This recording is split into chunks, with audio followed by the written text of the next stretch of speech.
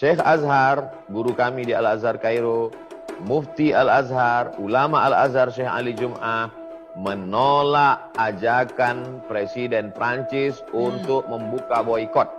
Tidak ada tawar-menawar bahwa mereka kedutaan Prancis di Kairo menelpon Syekh Azhar supaya bukalah boikot ini. Tidak, umat Islam wajib memboikot. Kami bisa minum susu produk kami bisa makan makanan kami kalau kalian masih mengejek. Ini adalah salah satu bahwa kita punya kekuatan ekonomi, kami punya solidaritas luar biasa. Tidak ada tawar-menawar dengan para penghina Nabi Muhammad. Assalamualaikum warahmatullahi wabarakatuh. Waalaikumsalam. Sangat senang bertemu dengan Ustadz Profesor Uwas ya.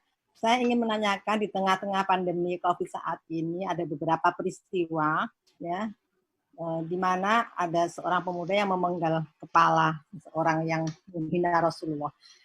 Sebagai seorang Muslim, tentunya saya ingin tahu bagaimanakah sikap yang baik dari seorang Muslim apabila seorang yang kebetulan berbeda keyakinan menghina atau mengejek Rasulullah junjungan kita Rasulullah Muhammad SAW. Tentunya sikap itu yang bisa kita pertanggungjawabkan kelak di hadapan Allah Subhanahu Wa Taala. Terima kasih Ustadz.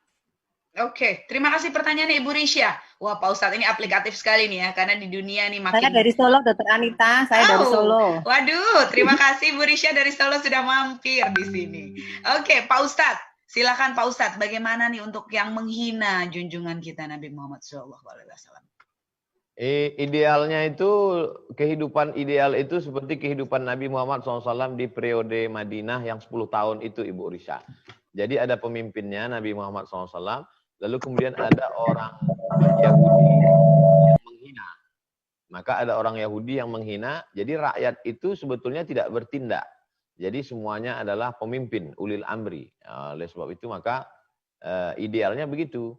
Jadi idealnya kita punya pemimpin, pemimpin inilah dulu ketika kita masih punya Sultan Abdul Hamid di Turki, yang kekuasaan paling besar namanya Turki Utsmani. Ketika itu juga orang Prancis ini sudah buat drama. Dari dulu Pak Ustadz?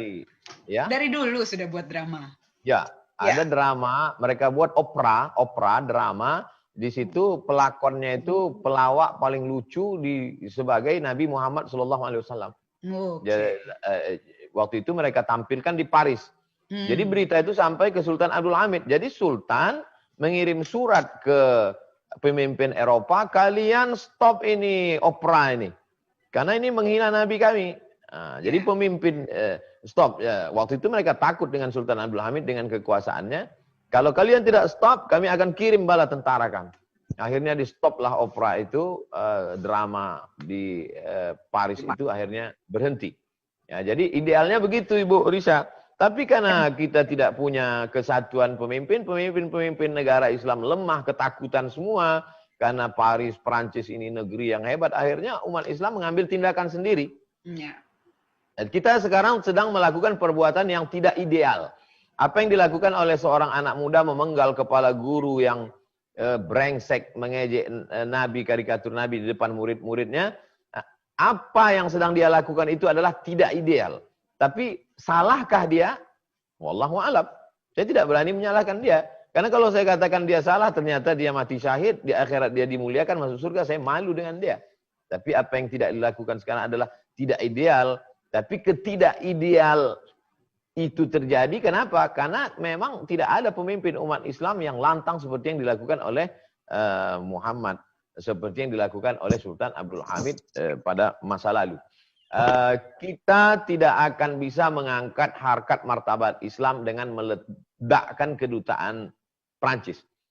Apakah kalau kita ratakan kedutaan Prancis di Jakarta itu sekarang selesai masalah? Tidak.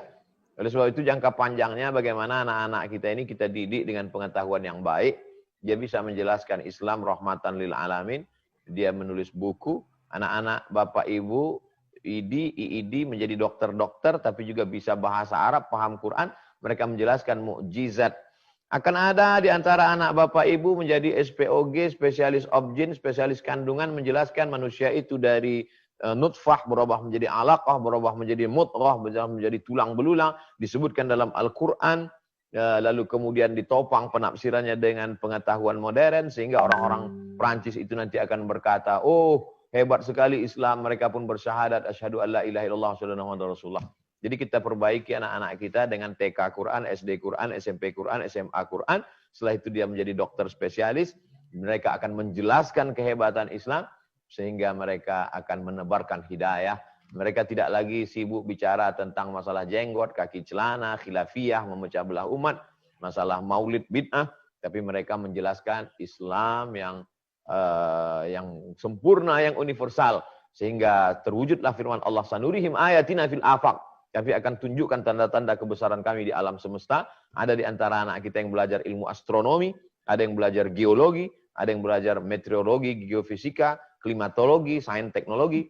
Maka itu semua akan menjelaskan kehebatan Islam di masa akan datang. Saya kira demikian Ibu Risa. Wallahu a'lam. Terima kasih Ustadz. Terima kasih Pak Ustadz. Pak Ustadz, kalau saya boleh menambahkan, itu jangka panjang Pak Ustadz. Kalau sikap kita saat ini bagaimana Pak Ustadz? Kalau di depan mata kita ada yang seperti itu, taruhlah itu orang yang kita kenal.